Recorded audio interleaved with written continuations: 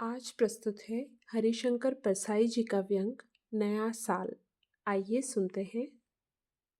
साधो, बीता साल गुजर गया और नया साल शुरू हो गया। नए साल के शुरू में शुभकामना देने की परंपरा है।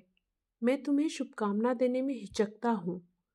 बात यह है साधो कि कोई शुभकामना अब कारगर नहीं होती। मान लो कि मैं कहूँ कि ईश्वर नया वर्ष तुम्हारे लिए सुखदाई करे, तो तुम्हें दुख देने वाले ईश्वर से ही लड़ने लगेंगे। ये कहेंगे, देखते हैं तुम्हें ईश्वर कैसे सुख देता है। साधो, कुछ लोग ईश्वर से भी बड़े हो गए हैं। ईश्वर तुम्हें सुख देने की योजना बनाता है तो ये लोग उसे काटकर दुख देने की योजना बना लेते हैं। साधो, मैं कैसे कहूँ कि यह वर्ष तुम्हें सुख दे? सुख देने वाला न वर्ष है, न मैं हूं और न ईश्वर है। सुख और दुख देने वाले दूसरे हैं। मैं कहूं कि तुम्हें सुख हो, ईश्वर भी मेरी बात मानकर अच्छी फसल दे, मगर फसल आते ही व्यापारी अनाज दबा दे और कीमतें बढ़ा दे तो तुम्हें सुख नहीं होगा। इसलिए तुम्हारे सुख की कामना व्यर्थ है। साधो, तुम्हें याद होगा कि नए साल के आरंभ में भी मैंने तुम्हें शुभकामना दी थी, मगर पूरा साल तुम्हारे लिए दुख में बीता।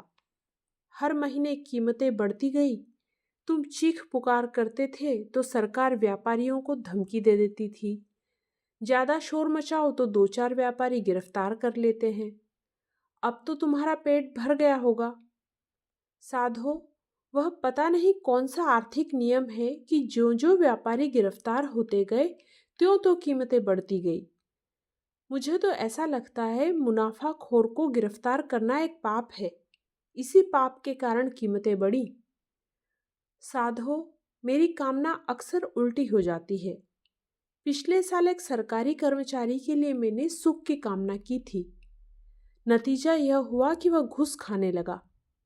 उसे मेरी इच्छा पूरी करनी थी और घूस खाए बिना कोई सरकारी कर्मचारी सुखी नहीं हो सकता। साधो, साल भर तो वह सुखी रहा, मगर दिसंबर में गिरफ्तार हो गया। एक विद्यार्थी से मैंने कहा था कि नया वर्ष सुखमय हो, तो उसने फर्स्ट क्लास पाने के लिए परीक्षा में नकल कर ली। एक नेता से मैंने कह दिया था कि इस वर्ष आपका जीवन सुखमय हो, तो वह संस्था का पैसा खा गया। साधो, एक ईमानदार व्यापारी से मैंने कहा था कि नया वर्ष सुखमय हो, तो वह उसी दिन से मुनाफाखोरी करने लगा। एक पत्रकार के लिए मैंने शुभकामना व्यक्त की तो वह ब्लैकमेलिंग करने लगा। एक लेखक से मैंने कह दिया कि नया वर्ष तुम्हारे लिए सुखदाई हो, तो वह लिखना छोड़कर रेडियो पर नौकर हो गया। एक पहलवान से मैंने कह दिया कि बहादुर तुम्हारा नया साल सुखमय हो, तो वह जुए का फड़ चलाने लगा। एक अध्यापक को मैंने शुभकामना दी तो वह पैसे लेकर लड़कों को पास कराने लगा। एक नवयुवती के लिए सुख की कामना की तो वह अपने प्रेमी के साथ भाग गई।